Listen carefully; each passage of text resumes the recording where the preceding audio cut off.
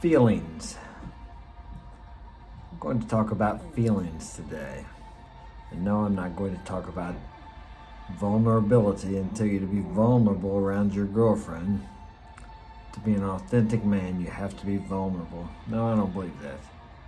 I believe you can be authentic with yourself and be true to yourself and experience your feelings without wearing them on your coat sleeve, as they used to say. A woman doesn't want a man who's walking around all emotional. There was a movie, I think it was called Bedazzled, and I can't remember the actors, but this guy really wanted this woman, and this woman that was a devil gave him like 3 wishes or something. And he heard his girlfriend talking about how she wanted a man who was in touch with his feelings, who was emotional, who could share himself. And so she granted him this wish. And the next scene, the guy that wanted to be emotional was out on the beach with his girlfriend, the one that he liked so much. And he was looking at the sunset and he just started crying. He was so awed by the beauty. And I've felt like that, don't get me wrong. I've been in situations in nature where the beauty overwhelmed me. Okay, so he's sitting there crying in front of his girlfriend. And then the classic deal where this big bully comes up, big muscular guy and a small guy with him, and he kicks sand and the guy that's crying kicks sand in his face. And of course the girl gets up and runs off with the bully. Yeah, isn't that kind of how it goes? Kind of reminds you of maybe when you had a situation, or myself too, where you're being a nice guy when I was younger, and the girl goes off with the Chad, and then she comes and complains about how he treats her badly. Well, it doesn't take us long to figure out what's going on there, and then we change our nice guy behavior. At least I hope you do. I've been a nice guy before. I know how that is. I've been there. So your feelings are something that you need to feel.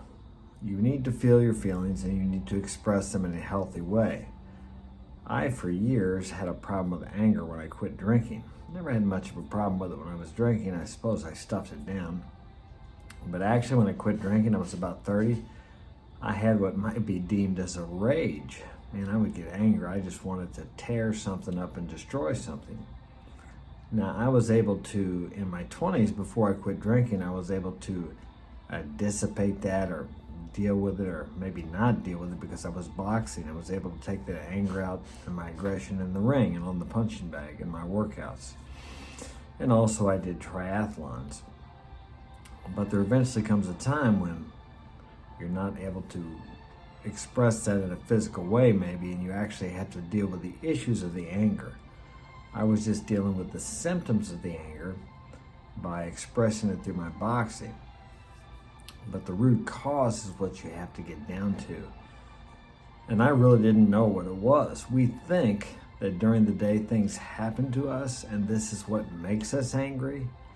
But actually we're just looking for situations, or actually walking into those situations, or creating those situations, if you like, to express the anger that's already in us.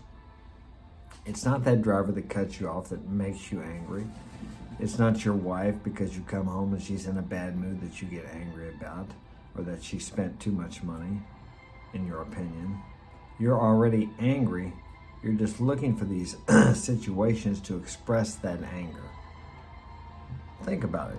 If you think I'm off course with that, why is it one day someone could do something and you just get all pissed off about it? And then maybe a week later, 2 weeks later, the same thing will happen and it doesn't affect you at all. Because you were looking for somewhere to express this anger. It's not what happens out there, it's what's happening inside of you. So you have to get down to the root causes of this anger. And it could be something that happened many years ago, as it was in my case. For years, I didn't think I had any anger at my parents. But what I realized once I started digging into it was that I hated my father when I was young. I didn't hate him later on. I certainly didn't hate him in the last years of his life. I took care of him in his home until he passed for 4 years. But I had stuffed that away because my father used to drink, and the only emotion that I remember getting from him was anger.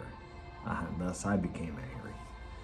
It's amazing how sometimes our parents do the best they can. Even if you have a terrible parent and they didn't even raise you, that was the best they could do with what knowledge they had. But my dad was the disciplinarian, and I never remember him telling me he loved me. I never remember him hugging me or anything like that. And my mom neither. I never remember her telling me she loved me. Surely she hugged me when I was a baby. Maybe my father did too, but I don't remember. I just remember getting in trouble and seeing my father angry when I did something wrong or I broke something. So thus I grew up with a lot of anger towards him. But I remembered when I started digging into it that I used to, when I would be in bed crying because I got in trouble or because him and mom were fighting, I remembered wishing he was dead. And you gotta hate somebody pretty bad to be wishing they're dead. Of course, I don't think that now, but at the time when I'm a kid, I wanted, that's what I was thinking. But I had forgotten about that. So I had a lot of anger and frustration at actually both my mom and dad because I felt like they didn't love me. Now, looking back in retrospect, I see that they did. And if you have a problem with your parents or something they did or how they raised you, you may do what I did. I looked back and found out something about how my parents were raised. And what I found out was they did much better with me than their parents did with them. My father's father left him when he was probably 2 years old, maybe, because his mother had died. My father's mother had died. And back then, right after the Depression, men didn't really take care of kids. There were 5 siblings. And now my mother's father was one of his daughters, my aunt, stepped on a nail when she was 13 and got tetanus and died. And he never got over that and basically drank himself to death. I think he died at 42. And I heard a few stories about how he was a raging alcoholic and some horror stories about them having to hide because he was trying to kill him or something like that. Okay, so my mom and dad did much better than they had examples for. So you can start to appreciate the life that they've given you, even if they gave you up for adoption. Maybe they weren't capable of raising you and you were better off to be raised by adoptive parents. I don't know. I did have an adopted son once. Yeah, you think once, what happened to him? Well, when I divorced his mother, he went back to his father. The adoption here in the U.S. now is not like it used to be. So it doesn't mean too much. I would not advise adopting a child in the U.S. I would definitely go out of the country if they still do that. But you have to deal with this anger. So these feelings are indicators within you. They're very important. But it doesn't mean you're going to go out here and share them with everybody.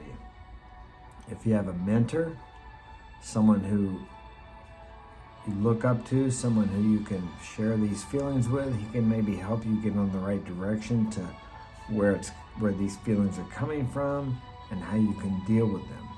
We all have feelings, we all have emotions. We just have to express them, as I said earlier, in a healthy way. And there are many ways to express your emotions. But it doesn't mean you share them with every Tom, Dick, and Harry, as the old saying goes. And it doesn't mean you share them with your girlfriend, your wife, or your lover. Now, a lot of women will tell you they want you to tell them how you feel, what's going on. But here, I'm going to tell you this.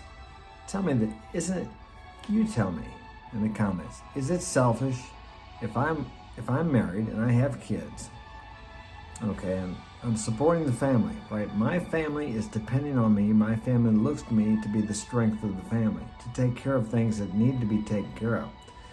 Let's say I go to work and I have a job and I've been there 10 years, make great money. I've got a house payment, car payment, the whole 9 yards. Maybe the kids are in private school and I get fired.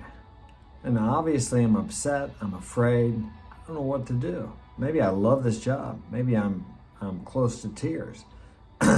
Now, do I need to come home to my wife and kids and share with them how I feel about this, how afraid I feel like I am?